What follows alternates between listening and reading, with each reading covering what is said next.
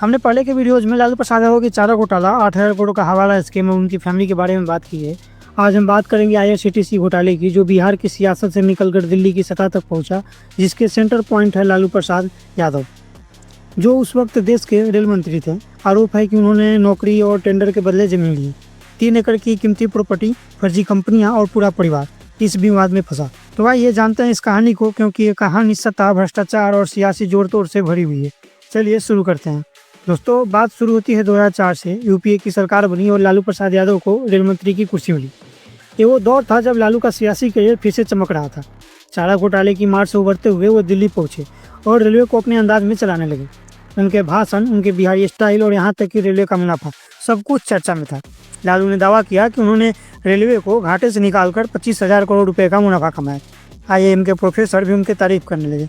लेकिन दोस्तों, सतह के नीचे कुछ और ही चल रहा था, और वो खेल सामने है 2017 में, जब सीबीआई ने आईआरसीटीसी घोटाले का पर्दाफाश किया। तो ये आईआरसीटीसी घोटाला था क्या? आसान शब्दों में कहें तो लालू पर आरोप लगा कि उन्होंने रेल मंत्री रहते हुए आईआरसीटीसी के 2 बड़े होटलों का टेंडर अपने फायदे के लिए इस्तेमाल किया। ये होटल थे रांची के बीएनआर चाणक्य होटल और पुरी का बीएनआर होटल। 2004 में इन होटलों का मैनेजमेंट प्राइवेट हाथों में देने का फैसला हुआ। अब यहाँ ट्विस्ट आता है। सीबीआई के मुताबिक ये टेंडर सुजाता होटल्स नाम की कंपनी को दिया गया, जो पटना की एक छोटी फर्म थी। इसके मालिक थे विनय कोचर। लेकिन टेंडर देने के बदले लालू ने क्या लिया? पटना में 3 एकड़ की कीमती जमीन, जिसकी कीमत उस वक्त करीब 1 करोड़ रुपए थी, और आज की वैल्यू तो लगभग 20 से 30 करोड़ रुपए से भी ज़्यादा हो सकती है। लेकिन दोस्तों, ये इतना सीधा नहीं था। जमीन सीधे लालू के नाम पर नहीं आई, इसके लिए फर्जी कंपनियां बनाई गई। एक कंपनी थी डिलाइट प्रॉपर्टीज, जिसके डायरेक्टर लालू प्रसाद यादव की पत्नी राबड़ी देवी और बेटे तेजस्वी यादव को बनाया गया। सीबीआई का दावा था कि ये जमीन सुजाता होटल्स से डिलाइट प्रॉपर्टीज को सिर्फ 65 लाख में ट्रांसफर की गई, जबकि इसकी मार्केट वैल्यू उससे कहीं ज़्यादा थी। अभी घोटाला सामने कैसे आया? 2017 में जब नीतीश कुमार और लालू का गठबंधन बिहार में चल रहा था, तब विपक्ष ने इस मामले को उठाना शुरू किया। बीजेपी ने आरोप लगाया कि लालू ने रेल मंत्री रहते हुए अपने परिवार को फायदा पहुंचाया है। फिर 5 जुलाई 2017 को सीबीआई ने लालू, राबड़ी और तेजस्वी के खिलाफ एफआईआर दर्ज की। 7 जुलाई 2017 को सीबीआई की टीम पटना पहुंची। लालू के घर पर छापेमारी हुई। राबड़ी देवी उस वक्त बिहार की पूर्व सीएम थी और तेजस्वी यादव डिप्टी सीएम थे। सीबीआई ने 12 ठिकानों पर छापा मारा, जिसमें पटना का वो 3 एकड़ का प्लॉट भी शामिल था। दस्तावेज जब्त किए गए। फिर पूछताछ शुरू हुआ। लालू ने इसे सियासी साजिश बताया। एक प्रेस कॉन्फ्रेंस में उन्होंने कहा कि यह सब बीजेपी और नीतीश की चाल है। मैंने कुछ गलत नहीं किया है, रेलवे को मुनाफे में लाया है और अब मुझे बदनाम किया जा रहा है। लेकिन सीबीआई के पास सबूत थे, फर्जी कंपनियों के कागजात, बैंक ट्रांजैक्शन और सुजाता होटल्स के मालिकों के बयान। इस घोटाले का सबसे बड़ा असर तेजस्वी यादव पर। उस वक्त तेजस्वी सिर्फ 26 साल के थे और बिहार के डिप्टी सीएम थे। सीबीआई ने दावा किया कि टेंडर के वक्त तेजस्वी नाबालिग थे, लेकिन उनके नाम पर डिलाइट प्रॉपर्टीज में शेयर थे। सवाल उठा कि अगर तेजस्वी नाबालिग थे तो उनके नाम पर कंपनी कैसे बनी और जमीन का पैसा कहाँ से आया?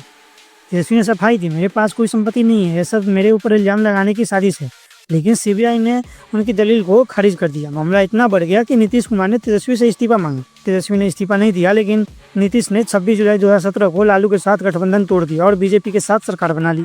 नतीजा क्या हुआ? तेजस्वी को डिप्टी सीएम की कुर्सी गंवानी पड़ी। ये लालू के परिवार के लिए एक बड़ा झटका था। 2018 में सीबीआई ने इस मामले में चार्जशीट दाखिल की। लालू, राबड़ी, तेजस्वी और सुजाता होटल्स के मालिक विनय कोचर को आरोपी बनाया गया। ईडी भी इस मामले में कूद पड़ी और मनी लॉन्ड्रिंग की जांच शुरू कर दी। ईडी ने उस 3 एकड़ की जमीन को अटैच कर दिया और दावा किया कि यह घोटाले की कमाई से खरीदी गई। लालू उस वक्त चारा घोटाले में जमानत पर थे, लेकिन आईआरसीटीसी केस ने उनकी मुश्किलें बढ़ा दी। कोर्ट में सुनवाई शुरू हुई। लालू के वकीलों ने दलील दी कि उनके खिलाफ कोई ठोस सबूत नहीं है और ये सारा मामला सियासी बदले की भावना से चलाया जा रहा है।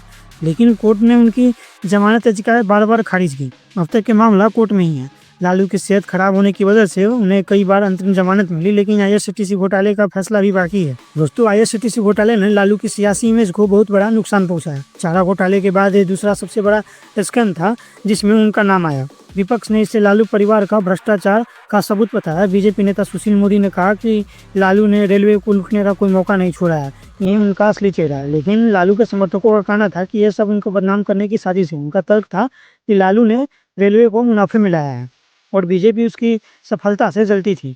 सच जो भी हो, लेकिन इस घोटाले ने लालू के परिवार को सियासी और कानूनी तौर पर घेर लिया। तो दोस्तों, आईआरसीटीसी घोटाला लालू के लिए एक और काला अध्याय बन गया। टेंडर, जमीन और फर्जी कंपनियों का खेल। ये कहानी अभी खत्म नहीं हुई है। कोर्ट का फैसला आना बाकी है और लालू का परिवार इस साया से बाहर निकल पाएगा या नहीं, ये वक्त बताएगा। आपको क्या लगता है कि लालू यादव दोषी हैं या फिर ये साजिश है? कमेंट में बताएं और चैनल को सब्सक्राइब करना ना भूलें।